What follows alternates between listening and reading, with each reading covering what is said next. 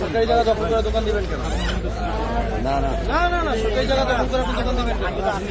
আগে ছিল দোকান দিচ্ছেন এবং সন্দেহ দিচ্ছেন।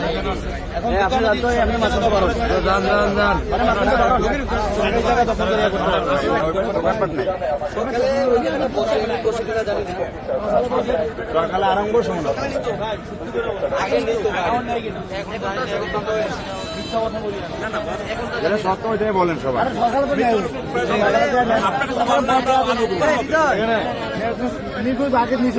এখন নেয়নি। না এখন নেয় না আরম্ভের বেলা নেয় না মানে এখন কি ওই এই ফ্রেন্ড আপনারা যদি টাকা দিয়ে দেন এটা কিন্তু আপনাদের ভুল। বাজারের বাইরে কিন্তু সুবিধা নাই। বাজারের বাইরে যদি কেউ নেয় এটা চাঁদাবাজি। চাঁদাবাজি কিন্তু এখন দেবীদের এটা করার সাহস করবে না। যখন আপনারা কেউ দিলেন না তাহলে ইনশাআল্লাহ আপনারা নিয়ম মেনে ব্যবস্থা করবেন। আপনারাও আবার রাস্তা দখল করে ফেলেন। আর আপনারা যদি আবার রাস্তা দখল করেন